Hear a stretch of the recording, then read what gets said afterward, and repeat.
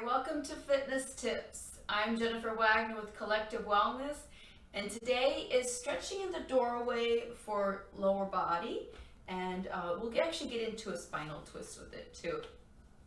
Last week's fitness tip is upper body only, so if you're looking for that, just click on my upper body version of that. So the doorway, it's a great tool to use because it's stationary, it's not moving, and you can put your whole body weight into it, and again, it's not going to move. So you can get a lot out of using this doorway. So some of the things that I'm going to show you, some options. We're going to start with the back of the leg.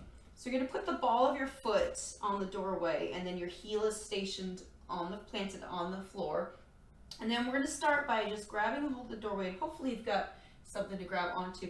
But you're just going to rock your hips back and then hinge from your hips forward. You're going to feel that right through the hamstrings and into the glutes. But make sure your back is straight, your legs are straight, and you're pushing your heel into the floor as you hinge forward.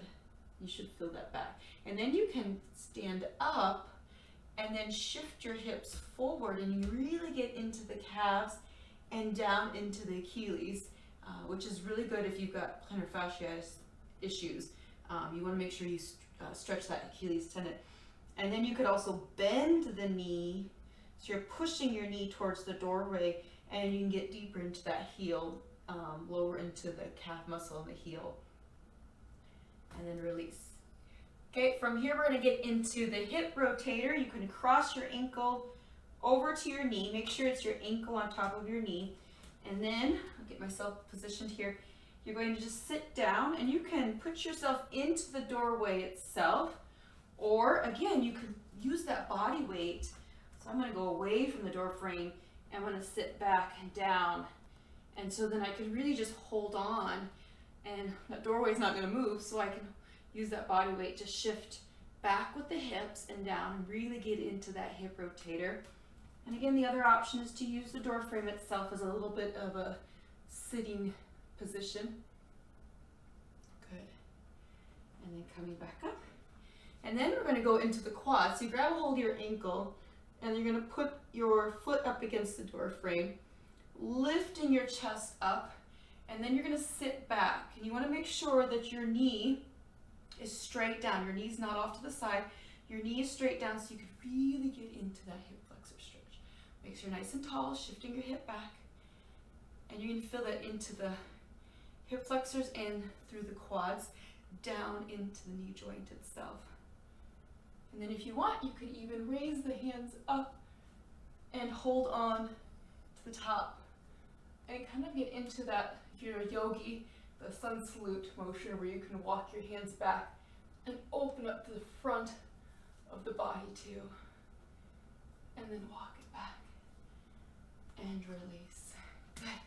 You're going to go into kind of a spinal twist, is that you're going to plant your hands on the frame, and then you're simply just going to twist the body and looking over, and you're going into a spinal twist. Deep breaths. Make sure you always breathe when you're stretching, and allow those stretches to happen. Good. Switch sides. When you resist those stretches, your body's not going to let it go further. So really allow your body to go into that stretch and release. Now another one I'm going to do, I haven't done this since high school, but eventually you get to the point where your legs are like in a split, and your legs can even be up against, but you may not get there, but at the meantime, you're still stretching the legs in that split position. So here we go. So you're going to step forward, placing your foot into the doorway, and then you're going to hinge down, put your feet, hands on the floor, and then just walk your foot up the wall, or the frame. And then as you get a little bit more flexible or warmed up, you can go further. And of course, if you're more warmed up, or as you work on it, again, you can walk your foot further back, and you can be even closer to that door frame itself.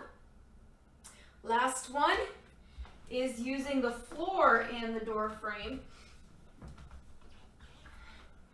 I'm going to do this in the direction so that you can see better. But you can do this from whatever angle works best for you. But this is a great hamstring stretch, is that you place your opposite leg completely down on the floor.